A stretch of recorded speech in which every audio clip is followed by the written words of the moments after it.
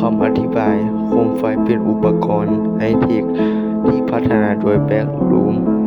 โรบอทโดยมีจุดประสงค์เดียวคือเพื่อช่วยเหลือผู้ที่หลงทางในแบ็กรูมโคมไฟถูกขายให้กับ The MEG และกระจายไป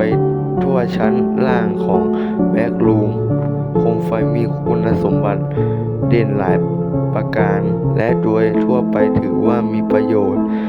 ต่อผู้ที่เดินหลงทางทุกคนในแบ็กรูมอย่าสับสนโคมไฟเหล่านี้กับโคมไฟทั่วไปที่พบได้โดยทั่วไปใน The Back Room หรือโคมไฟที่ทำจากชิ้นส่วนอิเล็กทรอนิกส์โคมไฟเหล่านี้ได้รับการพัฒนาขึ้นเป็นพิเศษโดย Back Room Robot โดยมีจุดประสงค์เพื่อให้สามารถโง้งคอได้ตามคุณสมบัติ The Back Room ตัวอย่างเช่นโค้งงอได้ตามคุณสมบัติของ The Back Room ตัวอย่างเช่นพวกมันดูเหมือนสามารถเคลื่อนไหวได้แม้ว่าจะไม่ถูกตั้งโปรแกรมหรือสร้างมาให้เคลื่อนไหวโดยเฉพาะพวกมันสร้างขึ้นมาพร้อมกับขาที่ใช้งานได้และคุณสมบัติ The Back Room ทำให้พวกมันเคลื่อนไหวได้ตัวอย่างนี้สามารถได้ในคุณสมบัติส่วนใหญ่ของโคมไฟซึ่งได้แก่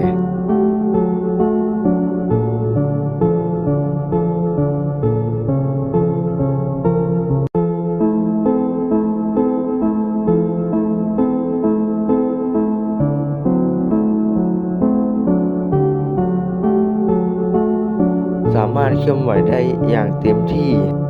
ความสามารถในการรอบรู้ที่เห็นได้ชัดสามารถรับรู้เหตุการณ์รอบตัวได้ความตั้งใจที่ไม่ยอมแพ้ถูกทำลายความสามารถในการมองเห็นสิ่งต่างๆที่อยู่ใกล้เคียงและหลีกเลี่ยงพวกมันโดยการแสงทำเป็นโคมไฟธรรมดาสามารถป้องกันตัวเองได้กรณีที่ถูกโจมตีทั่วไปแล้วจะใช้วิธีให้ผู้โจมตีตาบอดโคมไฟได้รับการพิสูจน์แล้วมีประโยชน์เท่านั้นและเป็นสิ่งกลุ่ม MEG คนไว้วางใจอีกทั้งยังถูกแจกจ่ายให้กับผู้เดินทางเพื่อให้แสงสว่างในด่านต่าง